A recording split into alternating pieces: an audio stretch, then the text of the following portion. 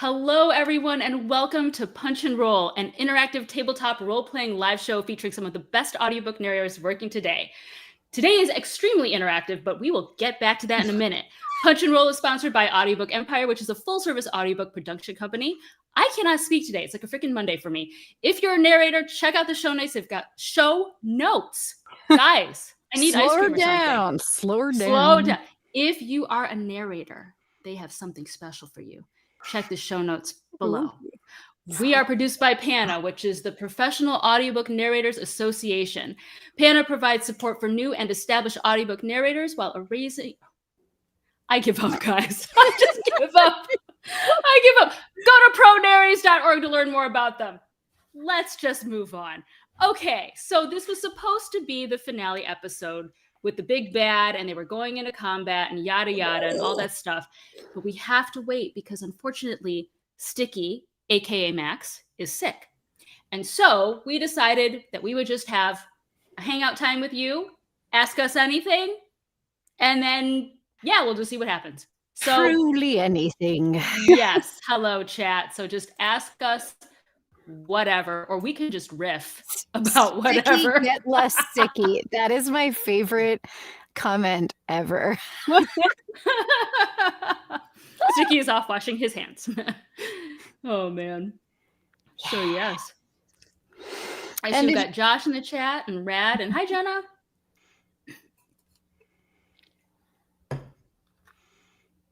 Oh, I keep remembering they're like 30 seconds behind us. So oh, that's true. You're like, no question. Well, yeah, they haven't heard us say this yet.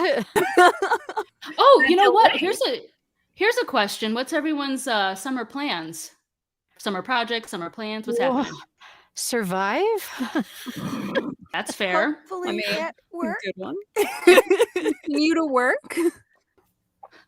Oh, I have one fun thing. I am taking a vacation to the Sand Dunes National Park, which should be very exciting. I have not been since I was in junior high, and we were only there for a night, and it was one of the hardest hikes I've ever done because I did not learn until a year ago that I have exercise-induced asthma. So, yeah. That's Michigan, right? No, Colorado. Sand Dunes is in Colorado. Oh, I was like, there's Sand Dunes in Michigan, so that's it. Thank you. I was like, not that one. I think is it a national park or a state park? I think it's a national park. The national park is in sort of southwestern Colorado. Oh, it's cool. Do I really know? No. So many pictures. Take pictures. We will take pictures. Yes. Jenna says, does anyone have a project in the works that they are excited about? Anyone want to start that off? Let me pull up my project log so I know what I'm doing. It's a duology that is running concurrent to the Iron and Ink series, which was a really popular YA series, I guess. And so it's all time travel-y.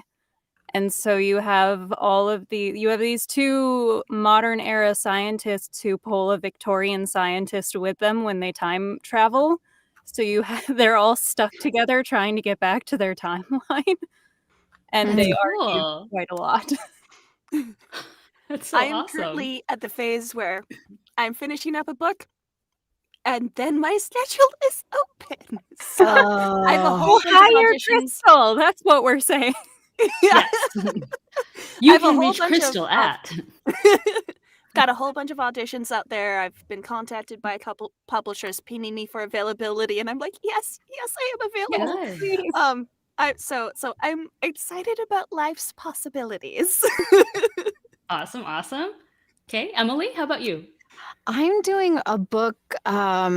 It's really charming and delightful, called The Blonde Identity, which is sort of like the Bourne Identity, but our plucky protag, it's dual narration romance, but much more the spy thriller than the romance. And it's darling because my character wakes up with amnesia, has no idea who she is or what she is, until someone gives her a name and tells her that she's a secret agent. And she's like, why can't I fight? And within a couple chapters, you learn her twin sister is the secret agent. She's not. Oh, cool. That's a cool twist. Fun. So fun and charming. And the way it's written, do you ever like prep a book and you're like, oh my God, it's so funny. Like I can't play the funny. I have to play it serious, but like prepping it, I was just cracking up page after page. So I'm very excited about that one. Oh my gosh. That sounds like a cool book. Like, obviously you're narrating, so it's going to be really cool, but let us just know the title because it just sounds like a fun read in general. The Blonde Identity. Blonde Identity. Yeah, for sure. Yeah. Twins share a bond and they share a blonde, apparently. Rad is what he's saying. For me, it's a heavy romance novel, Summer. Not reading, but narrating. You I read do it have when you narrate it. Well, that's true. That's true. I don't normally read romance for fun. So yeah, so it's a heavy romance narration summer. I have a video game actually coming out in June. I'm excited about that. Ooh. So yeah. So that'll be fun. Yeah, that's right. You're interdisciplinary. You're very cool. That sounds like teaching. Sorry. I'm interdisciplinary. What's the other word I could pull from? I can't think fast enough. What's the one we use in like social justice work where you're like intersectional? Intersectional. Yeah, Wow. but that's not quite as right, but yes. I'm Oh, impressed. that's the other one I'm really excited about. We are starting to record the Megamorphs for the Animorphs series. Which, cool. If you don't know the Animorphs series, the Megamorphs, we've had the fandom like asking us for this from the beginning. They are like these crazy adventures that are not technically the main plot of the story, but everything that happens in them is integral to the main plot, so they like are. So it's nice to go back and do them, but they're multicast. So like I have a chapter, then McLeod will have a chapter, and so the characters are broken up through it rather than usually we just have like the whole book. This is a Rachel book. This is a Jake book, and so they're beloved. In one of them, I mean, I haven't read them in years, so they're on my prep list, but in one of them, we go back to the time of the dinosaurs. Oh my word. And we're like morphing and fighting aliens and dinosaurs. And yeah, no, I remember All them at being once? a little chaotic and delightful. And so, yeah, those are getting recorded soon. That's cool. That was a really big series. I remember there were so many books and it was just such a huge property back in the day, That's Well, so cool. I think the coolest part is that they're still like, so they did the first 8. And they were like, we'll just see if it sells. It sold so much, we did the entire series and we're doing the Megamorphs. And I love that. Like, I'm assuming it's mostly the original fandom hitting that nostalgia and or indoctrinating their children into the greatness that is Animorphs. But I'm absolutely guilty of that, by the way. I was babysitting and I totally got the kid I babysat into Animorphs, and I'm still very proud of that fact. But yeah, I think that's part of where the sales are coming from. But either way, when we actually finish, I will be very sad. Oh. Yeah. Oh, and hey, while we're here, we can do a sneak preview for what I'm calling season 1.5, which is the summer session. Our very own Max, not present. I feel like we should green screen him in. But Max will be leading the charge on that one. I do know Crystal will be guesting and Rachel's running behind the scenes. Without giving away too many spoilers, because I know you've played this campaign, can you tell us a little, Crystal, like what it's going to be like? There will be subterranean adventures involved. It will be very nerdy because there's also books and libraries involved. And There's somewhere along the way, there will be a dragon. And it's a lot of fun. Cool. Wow.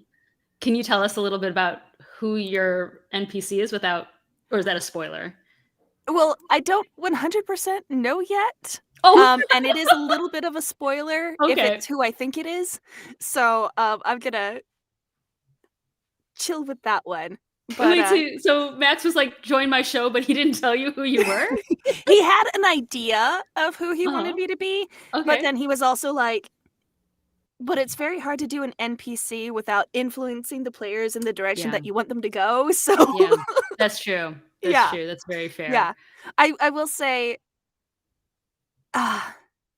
if in the campaign that when I played it, the character that I think I might be NPCing ended up locked away in the closet for the rest of the campaign. So yeah, we did do that. Yes. Yeah, Rachel was there too. Rachel, do you want to say anything about the campaign?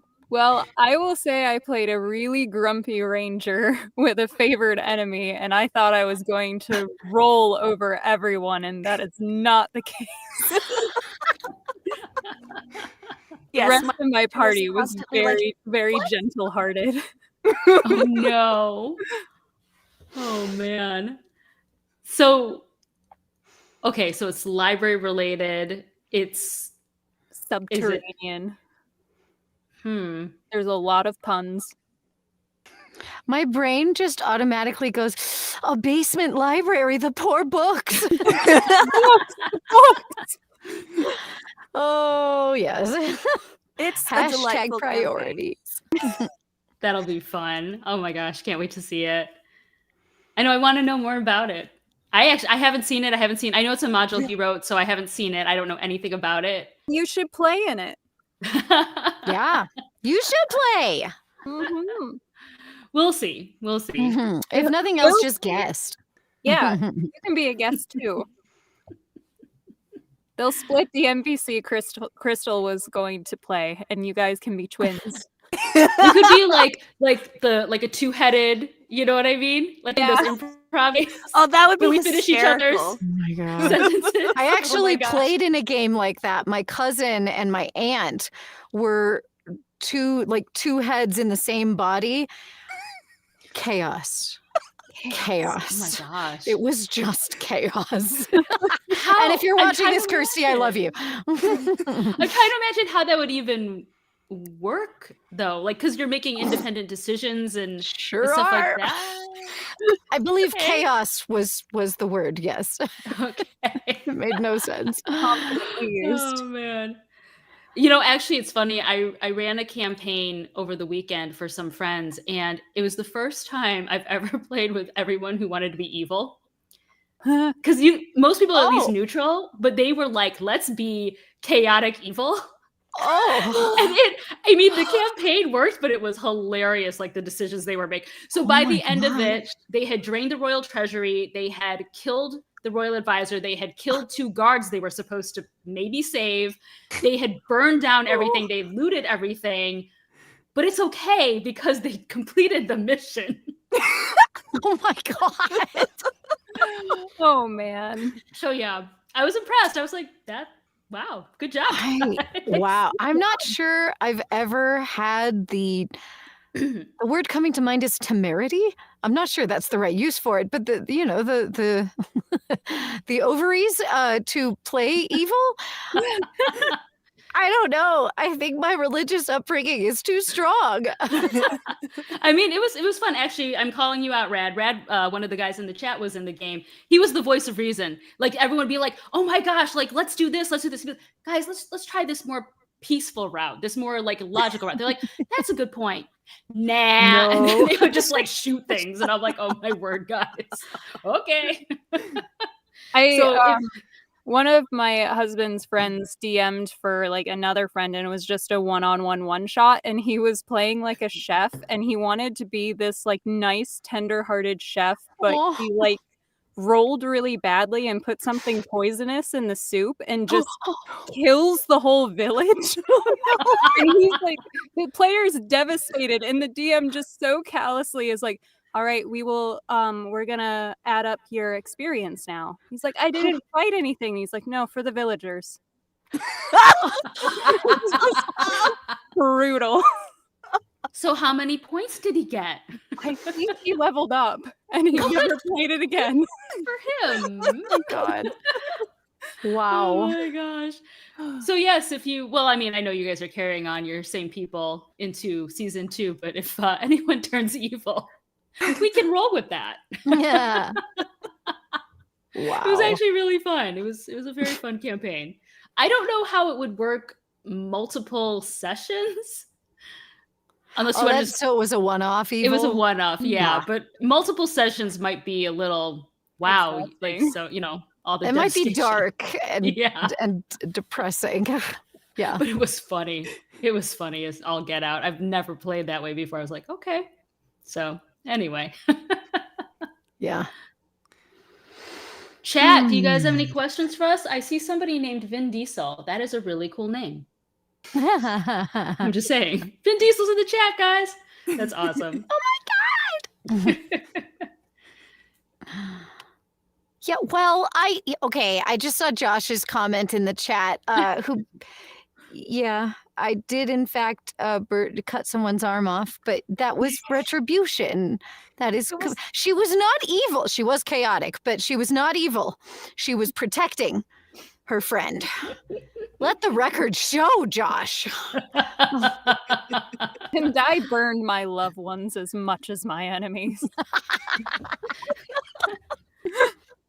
So you're like an equal opportunity burner. Exactly. Right?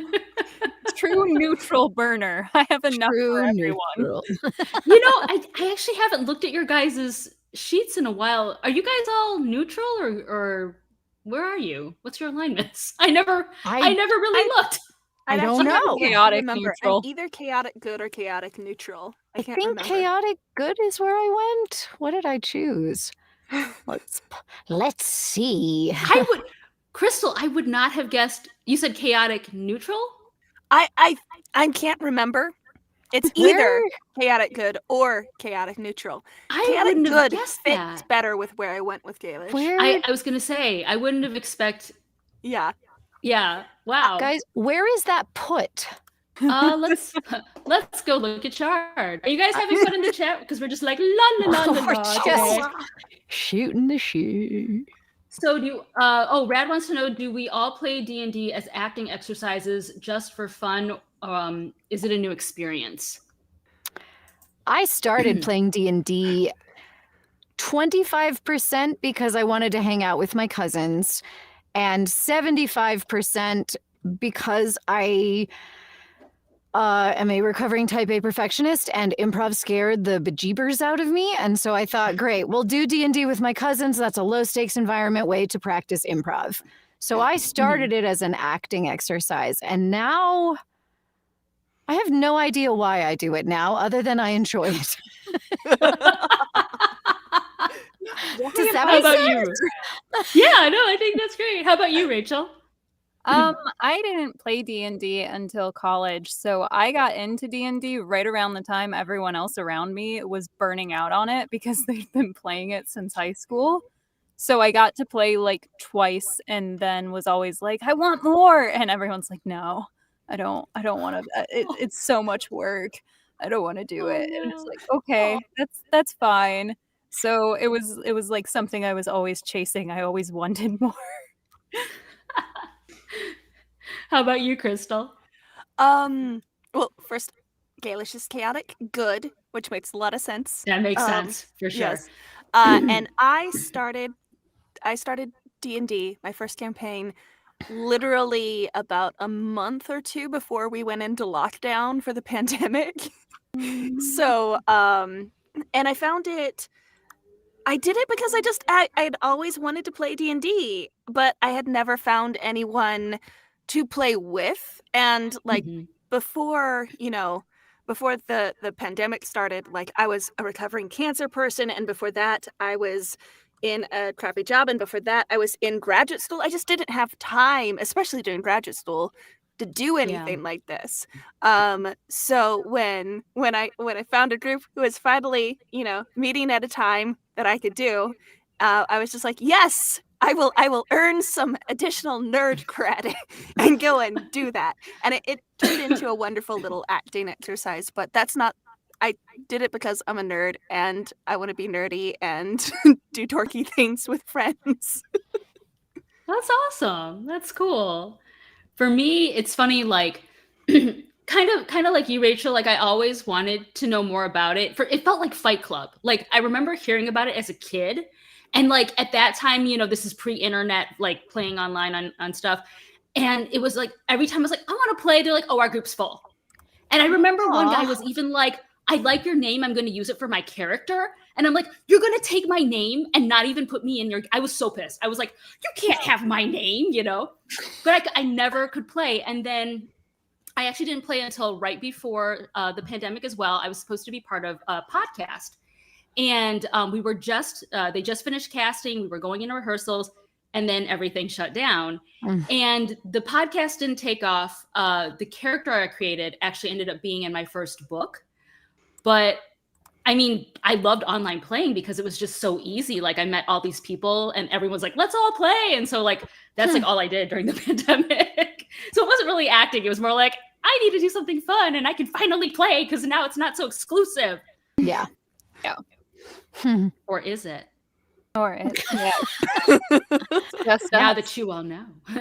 So I looked at my character sheet. I don't think I ever I did a copying over thing with the one-off that Max did with us, but so I don't know if I lost everything because I'm pretty sure I set a bunch of like personality traits and stuff and they're gone.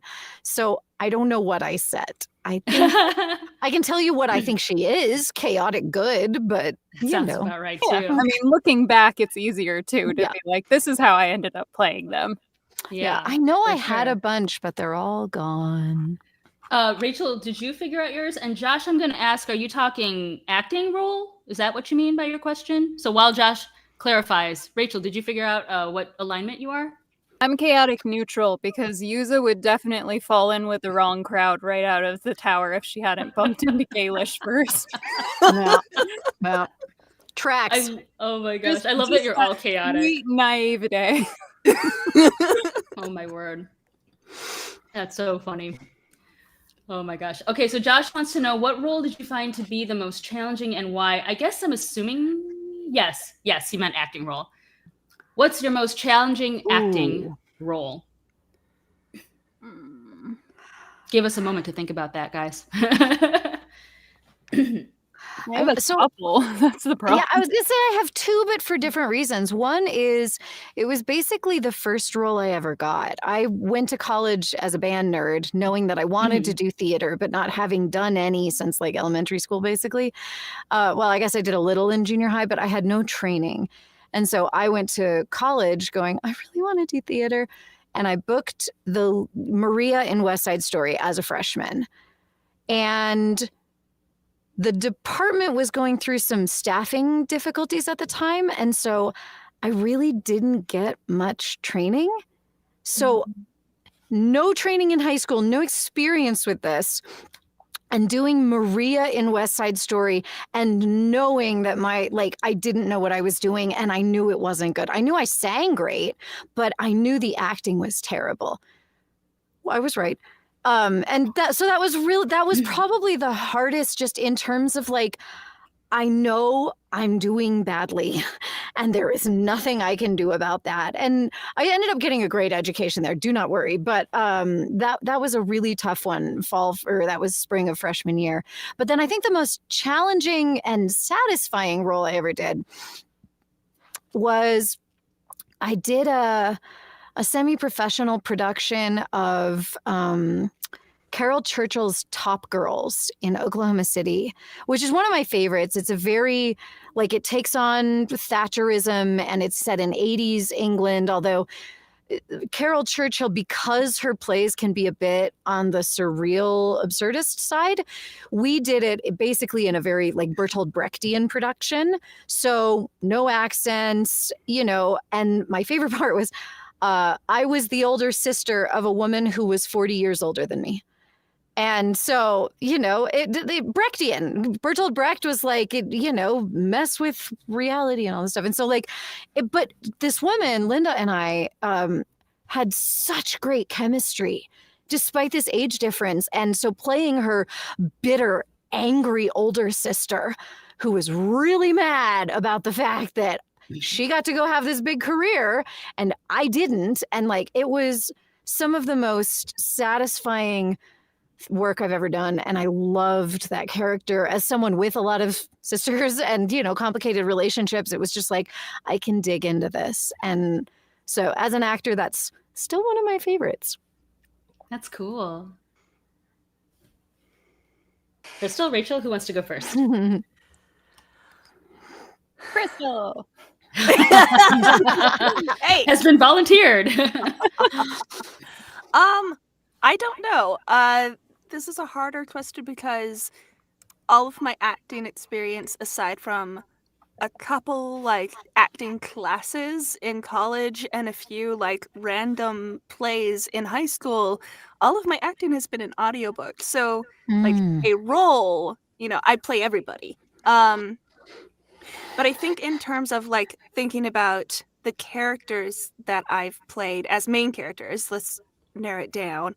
I did play a character recently who was kind of harder than I normally like act. I don't know if this is making much sense.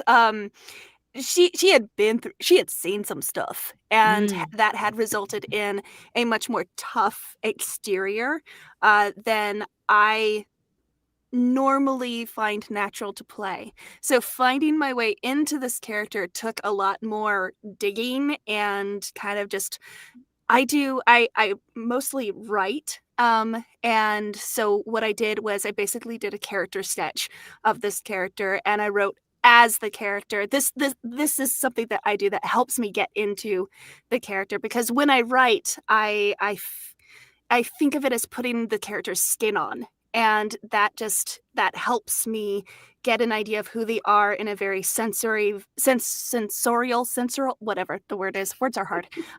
In a very visceral manner.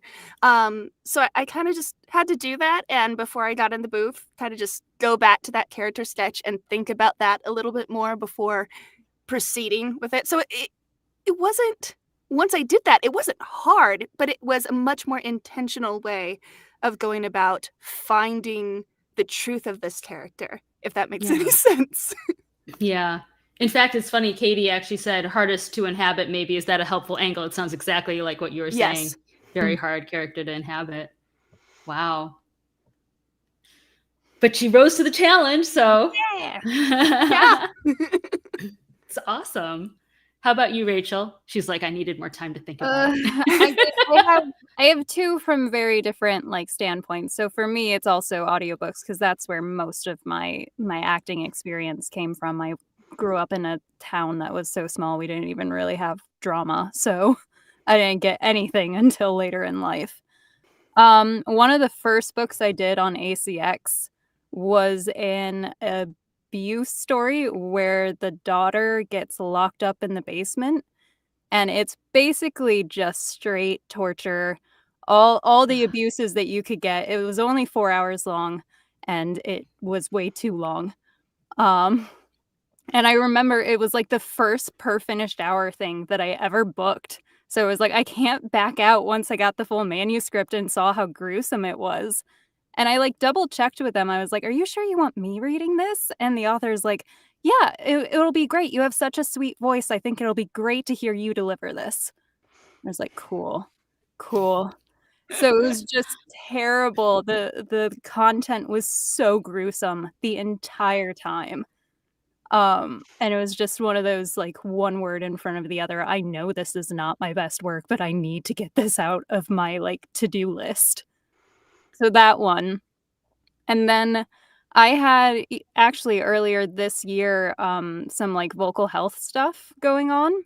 And I used to rely on Vocal Fry a lot. So I had a lot of characters that would be like this level of sassy. And they would end up having their own offshoot book. And then suddenly it's first person, and you have to do that the whole time, which I had just earlier this year. It was the sister, and it's a romance. And I had to maintain a fry, a low like tone fry for this entire character. What I do when I have books like that is I'll start in that place and then slowly shift them out and start to use fry only for like dialogue color. And just because if the reader is with, or if the person reading with you is with you, they're not going to know or care, and that way you can preserve your. But we've all done that. Yeah, exactly. And that's what I started to phase it out. And like her whole arc is that she like starts to get more emotional and invested. So it's like, okay, we can start to move away from this like apathetic hard area as well and show more color. But it was just, it was a mistake. Oh, I hope you took like a month off after that to give your voice a rest. I had the vocal scope right after that project. Oh. It was just like, yep, this is good thing this has been on the schedule. Dang. Yikes. Ugh. Oh. It's All right, funny what about for you, me. I think it's when I get in my head about stuff and then I like sabotage. Like I've had this happen at least twice I can think of, but I remember once it was actually my very first big VO job. And I did the audition. They called me back. And as I was driving to the callback, the casting director is like calling me and I'm like, what's going on? And they're like, just so you know, this director is probably just going to like have you read the lines and like if they like it, that's it. Like that's the recording. So it wasn't really like a callback, it was the job. And they're like, no pressure. And I'm like, oh my God, you know? So I get in the booth and I'm like, this is my first time. Like, I've never really done voiceover. I've never trained. I'm coming from on camera. I don't know what I'm doing. And you can hear it because I'm getting nervous. I'm getting tense. Yeah. Finally, the director had to stop it. He's like, you got the job. I'm like, okay. And then like all of that tension like left me, but it was just like going into it thinking it was one thing. And then that pressure, I was like, oh my God, I'm going to die. You know, it was probably but it's there. I got the job. So that's good. It's out there. Whew. But yeah. Ooh. So if you guys have any more questions, throw them in the chat. But here's a fun question. What is the weirdest or worst audition you've ever been on? Oh. I have stories, guys. I got so many, but I want to hear yours. Like how to choose. Right.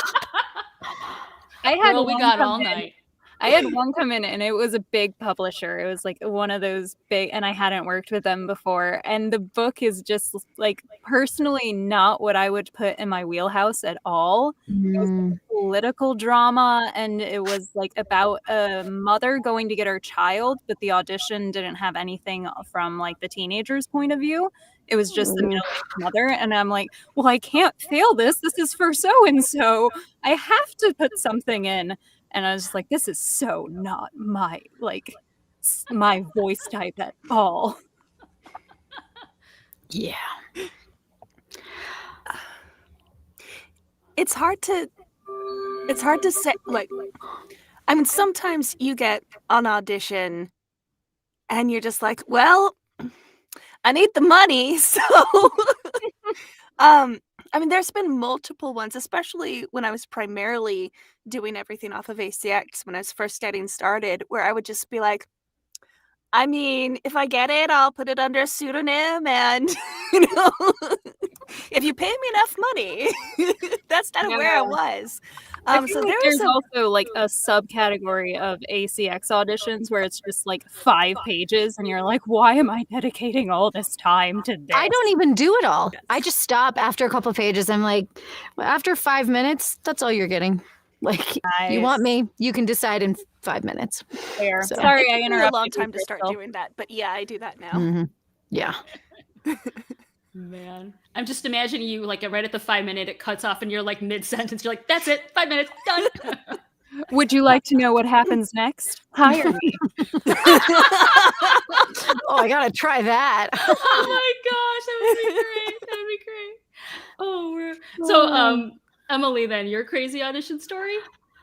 I think I have 2, because one is voiceover and one is musical theater. The voiceover one is less crazy and more just like, well, that was an experience of learning about myself. When I was recording for the Library of Congress's Books for the Blind, I was in the same building, physical building, that does a lot of the Pokemon voiceovers, right? Pokemon? I think it's Pokemon. Oh God, guys, I can't even remember. It was an animated show, children's show that's like beloved. Pretty sure it was Pokemon. And they got me an audition down there, the guys I was working with. And so I went down and went in. I mean, sweet young Emily got in there and was doing my very best, having never done anything in this realm whatsoever. And what I realized I walked out going, that's not a good fit for me. And I realized later it's because I did not grow up in a family that was allowed to watch cartoons. And I don't watch cartoons now. I don't get it. I can't, I don't care. Right. Well, of course, I didn't really know what I was doing. I've never listened to the genre. So, of course, it wasn't a good fit for me. And that was a really educational moment. Like, I know a lot of people, I mean, I've had a lot of people tell me, like, oh my God, voiceover makes so much more money. And I'm like, yes, I know. And I hate commercials. I can't do that. And I don't get animation. But books, I hear them in my head. You know, I was teaching a class once on or like a workshop, and someone was like, so like, how do you like parse the sentence structure? And I was like, I don't. I just hear the book and I read it. Like, I don't know what to tell you. It's so instinctual. So anyway, that was when I learned a lot about myself and realized animation, not where I'm going to go. And no disrespect. Like, people who can do it are just amazing. I am not one of them. But the worst audition I ever had, I'm pretty sure the one that pops to mind, oh God, it was like my first year of auditioning for musical theater in New York. And I mean, I would go out for anything. I am tenacious and I got hustle and I would go out for anything. And this guy, like, it's in like a super sus space. There are all these people. And just the whole thing gave off vibes. So I get in there and in the room, and the director has Lech vibes. Let's just say Lech vibes, and is asking me like, well, you know, can you turn around? Can you tell a joke? You know, how old are you really? And I was like, you're not allowed to ask me that. And he goes, yeah, but how old are you really? And his assistant director was like, you can't ask her that. Like, you know, this man is like 60. And he's like, you can't ask her that. And of course, I'm just, it's fine. I'll tell you, you know. And I was like, what, at the time, 25. And so like, but like, oh man, just the vibes on that from top to bottom. I got the call back and was like, nope, not doing that again. I just felt dirty in that room. Yeah. And I'm grateful that I haven't had that experience much, but that one was memorable. Oh, I'm so sorry. Ugh. Oh, it's okay. I mean, I'm safe and I'm fine. It was just, you know, a reminder of predation. So, yeah. What about you, Rashid? Oh man, I have a lot of weird auditions. I feel like my life is weird, but I'll give you two random ones.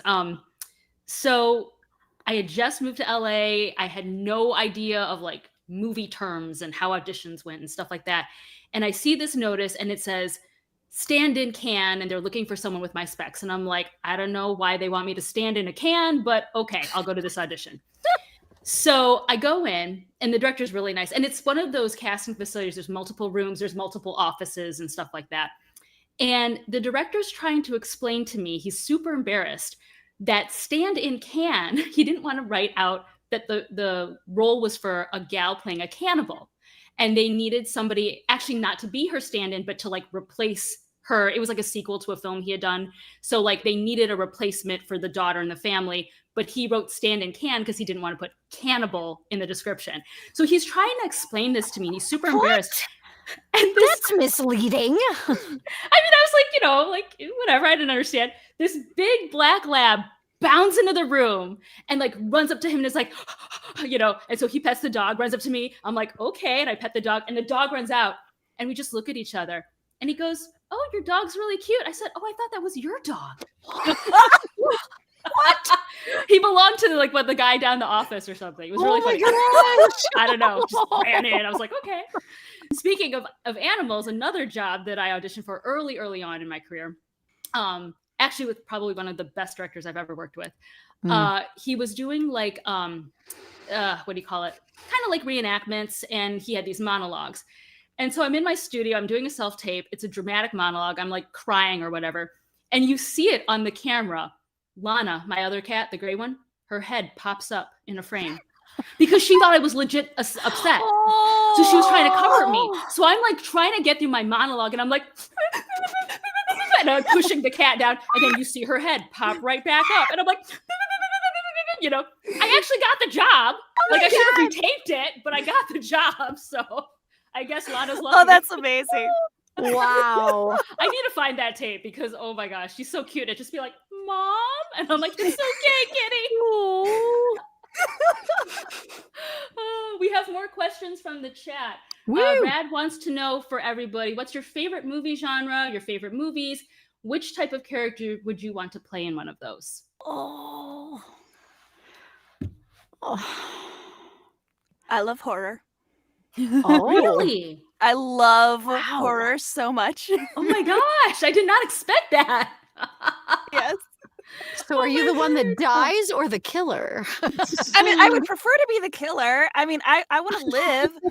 Maybe not the final girl. Like, she always ends up, like, super traumatized. But maybe the killer just living my best life until the hero offs me. I mean, come on. That's a way to go. Yeah. That is a way to go. I love it so much. I think so I didn't start watching horror until I was older because my parents wouldn't let me. And I saw this like thing talking about Secret Window, which is like a Stephen King adaptation, came out a while ago. And I remember thinking, oh, that looks so cool and creepy. My parents will never let me watch it if they know it's horror. I'm going to tell them it's a thriller or a mystery. And I got them to rent it. And wow. so I'm gonna say that's one of my favorite Nice. horror movies because it's my gateway drug. To realize that I like the creepy. The creepy is very fun for me. Do you narrate much of the creepy? Yeah. Oh, that's awesome. Not the super hardcore stuff. I have a lot of respect for Brian Keene. He's an amazing author, but I don't read his stuff that much. This is a little bit on the extreme side for me. But yeah, like I'll read it. My very first writers conference was StokerCon, which is a horror writers association. Big conference. one. Yeah. That's cool. Yeah. That's so awesome. I did an anthology of the year's best horror short stories, which is really interesting because I am very different from you. I do not enjoy that genre in any way, shape, or form. But I also felt like most of the short stories in that anthology weren't horror. They were suspense or thriller. I don't know. I was like, well, I could do this. This isn't that bad. Horror is a much wider genre than a lot of people think it is. Yeah. If you look at the Horror Writers Association definition of horror, it's basically anything that makes you uncomfortable. So one of the things they specifically name in their big definition of horror is The Lovely Bones from, I think, Alice Sebold. It got made into a movie that's very surrealist and about like, girls are dead and stuff and things happen to them. But if you watch it, it does make you uncomfortable, but you wouldn't think it's horror because it doesn't have like evil stuff other than the humans are evil, but so it's much broader than a lot of people assume. That's cool. Because the movies aren't. If it's a horror movie, it is a very niche zone. Yeah. Huh. Oh my gosh. I'm gonna look up this. It's a short story by John Wiswell that ended up, I believe, in the year's best of horror, and also got nominated for a bunch of awards. It's basically about a lonely, sentient house that is trying to like get people to live in it so it can feel loved. But it's technically, because it's playing with the haunted house trope. It's technically horror, but it's an adorable, like, feel-good story. Oh, wow. That's darling. Huh. Roshni, you go. You always go last, so this time you go second. Oh, jeez. Movie-wise, I watch a lot of comedies and a lot of rom-coms. Gee, like, you guys couldn't see that coming. My favorite movie is Roman Holiday. Oh, such a great movie. They don't make stuff like that anymore. They really don't. Yeah. I grew up on a lot of classics and musicals. And so, like, for me, dialogue is, like, the biggest thing, over, like, explosions and whatnot. So, for me, I'd probably... I think of being in a rom-com would be fun. Or, okay, like, real talk here, I would love to be in historical piece, but they never cast an Asian in, like, you know, Pride and Prejudice. But I love those costumes. You know, I love. Bridgerton is pushing the envelope. Okay, guys, hire me in Bridgerton, please. Like, bring an Asian family in, because, like, I love those costumes. Like, anything, like, historical, like, I would buy all of that. You're allowed to buy the clothes on set. I would just be like, here's my credit card. Just wow. Yeah. You didn't know that? It's great. Oh, it's great. It's great. Oh, wow. Okay, I'm putting a plug in right now. If you guys are ever in Los Angeles, there is a place that I shop at all the time called It's a Wrap. And it's all the clothes that they've used in big productions, and they resell them at a discount. And they will tell you what production it's from. That is literally a business plan that a friend and I wrote in college. Well, you better go after them then, because it is amazing. I love this store. Wow. So, yes, if you're ever in LA, go to this store. Yeah. Well, somebody also saw the brilliance therein. Okay. Love it. I love it. Sometimes I just want the idea to exist. I don't need it to be me. So, well, you could open one in Colorado. We have a much smaller film scene here. Doesn't matter. Oh, just quickly, I did look up the name of that short story. It's called Open House on Haunted Hill by John Wiswell. You can read it for free on Diabolical Plots. It's really good. Highly recommend. Open House on Haunted Hill? Open House on Haunted Hill. That's darling. I'm putting it in the chat. Okay. Who wants to go next? You made a noise first. Very well. I don't know. I don't have a favorite genre. I love horror. And I also hate horror because I get scared very easily. But like a couple of different times a year, I will binge like 5 horror movies in a row and be like, yes, I need it in my system. The first movie I ever saw in a theater was actually Saw 2. Oh, God. Midnight. And I didn't know what I was getting into, and obviously I didn't see Saw 1, so I was very confused as well as horrified, but I mean, it did its job, so it was like 6th grade or something. It's great. I don't know how I got dragged into that. Wow. My favorite movie is Inception, but I think that my husband has called me out that I might just like suave men in suits. That's fair. That is a good predilection, my friend. And I like a lot of those actors, so I have a good time every time I watch Inception. Yeah. But yeah. Well, my long-standing dream, it will not come true, and I'm totally at peace with that. To voice a Disney princess. You know, I grew up on them. Like, I, like you, Roshni, grew up on older films and especially like MGM musicals. So, I mean, if that genre existed, and you can't say that the movie musicals that are made today are anywhere near that realm. Like, they aren't. There are some lovely movie musicals made today that I have soft spots for, but it's not the same. It's not the same quality. It's not the same writing. It's not the same anything. So since that's not an option, Disney Princess is the closest bet. And that is what I would most like. It's not going to happen, and I'm okay with that. But although I did post on Instagram and TikTok the other day, I tried the cartoon filter where it turns you into like a cartoon animated, basically a Disney princess. And I very nearly cried when it did me. I was like, oh my God, that's, So yeah, no, that would be the first one. And the second is Contact with Jodie Foster. That's so like different. Disney princess and Contact, like, woo. You know, I think that the common thread there is wonder, curiosity and wonder, and a new adventure. I think that's the common thread there. I had someone, a director, tell me for a stage show recently, he was like, you're really good at wonder. And I kind of realized, that's because I spent years auditioning for characters that needed it. So I had to develop it. But yeah, I think they both have like a sense of and determination. Like, I actually think if you think about it, like Jodie Foster's character, Eleanor, that's her name, Eleanor in Contact, is equally driven as a Disney princess. You know, I want comes right at the top. We know what they want. They will stop at nothing to do it. They've got some malevolent forces trying to keep them from it. And when they get what they want, they are just so overwhelmed with wonder. And I think they're not that different, but yeah, I love them.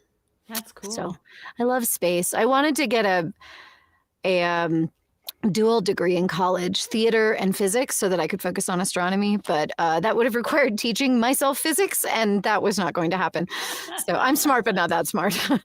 No. Oh man, Raditza's calling you a space princess, which I think that would be a very cool job to have. Oh, I like that. Rule a galaxy. A sci-fi princess. I love it. Yes. So let's have a wrap-up question here. Okay. What do you guys think is going to happen in the final episode? Well, obviously we are going to defeat Chad. Obviously. That Chad will not be left hanging. What about his teeth? Can we We'll melt them down. I would have expected that to go the other way. I was thinking that Lazuli would want to keep the teeth and Yuza would want to melt them down, but okay, that was weird. Lazuli is over, Chad. Or is she? Oh, good looks cannot make up for his douchiness. So, no.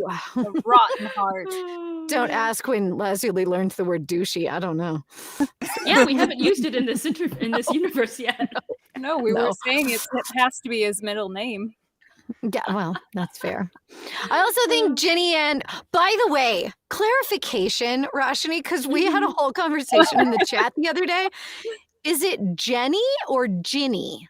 Well, it's supposed to be Ginny, but it's whatever you guys want at this point. Oh, I can also say, because I was cleaning my desk the other day, the groundskeeper name was Susie, because I found my notes that I took.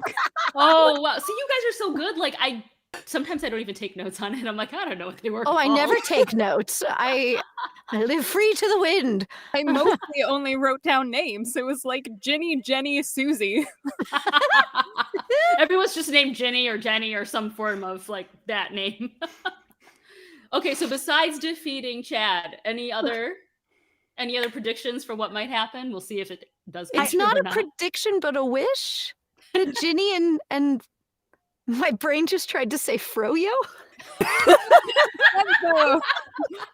Tall, dark, and handsome. Yes. What's his actual name? Because it's not Sebio.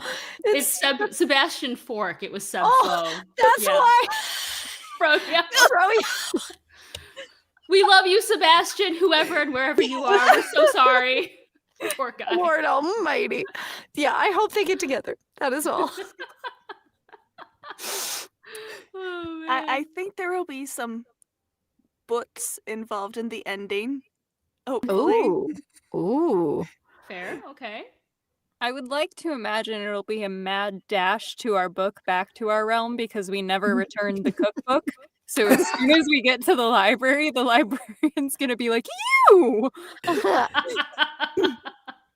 I suspect Gaelish will try and befriend some random animal and fail.